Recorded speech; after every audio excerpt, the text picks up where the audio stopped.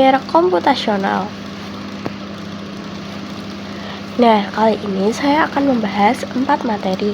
Yang pertama ada pola berpikir, yang kedua ada pernyataan dan logika proposisi, yang ketiga ada logika matematika, dan yang keempat ada metode penalaran.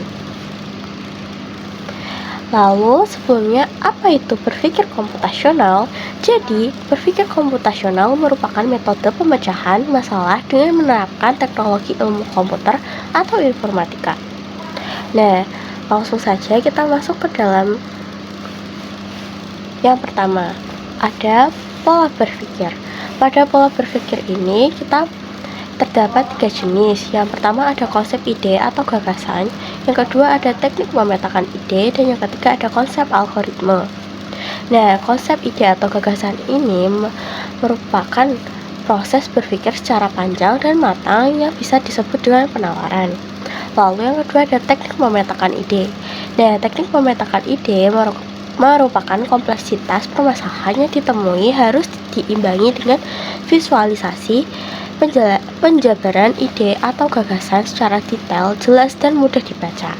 Lalu yang terakhir ada konsep algoritma. Algoritma berasal dari kata algorithm yang mengandung pengertian cara membuat metode penyelesaian masalah secara logis, runtut, dan sistematis dalam waktu secepat mungkin. Nah, algoritma ini merupakan serangkaian proses atau aturannya disusun dan diurutkan secara sistematis dan logis untuk menyelesaikan permasalahan. Selanjutnya ada pernyataan dan logika proposisi. Definisi dari proposisi menurut KBBI merupakan hal yang menyatakan, tindakan yang menyatakan sesuatu yang dapat menganut makna benar atau salah, tetapi tidak kedua-duanya. Nah, logika kompetisi ini diidentifikasi berdasarkan 4 hal penting. Yang pertama ada subjek, yang kedua ada predikat, yang ketiga ada kopula, dan yang terakhir ada kuantor.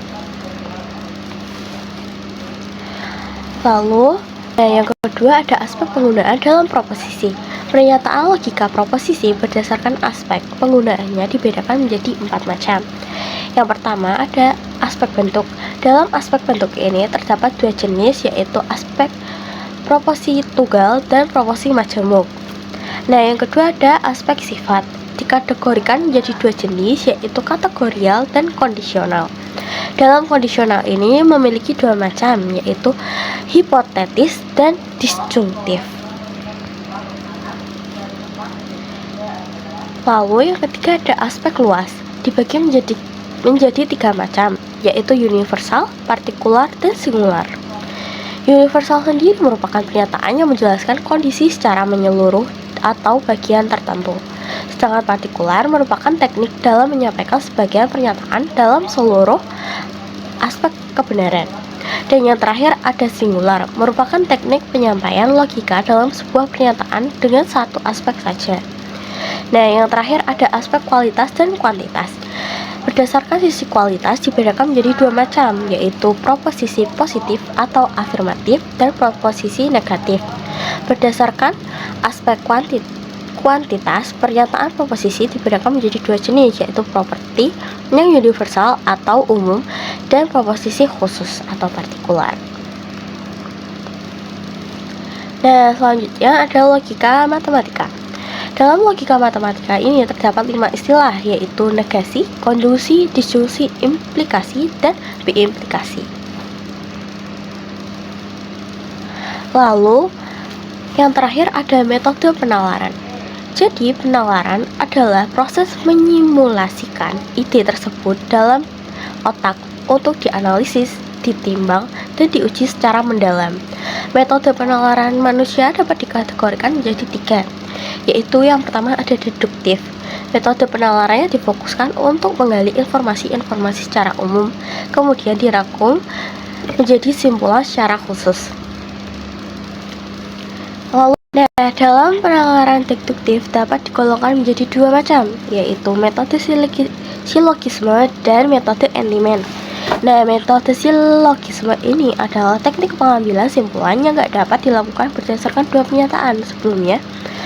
Nah, ada 2 persoalan metode silogisme yang dapat dipilih. yaitu silogisme negatif dan silogisme error. Lalu yang kedua ada metode Entymian. Nah, pada metode Entymian ini menerapkan pola pikir deduktif secara dengar langsung tanpa melalui mekanisme silogisme. Hal tersebut mudah diketahui karena kebenarannya sudah teruji.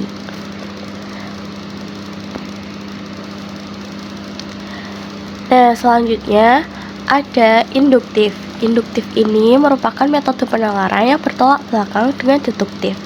Pengambilan simpulan dilakukan dengan mempelajari dan menganalisis pernyataan-pernyataan secara khusus atau spesifik menjadi bersifat umum. Lalu yang ketiga atau yang terakhir ada abduktif.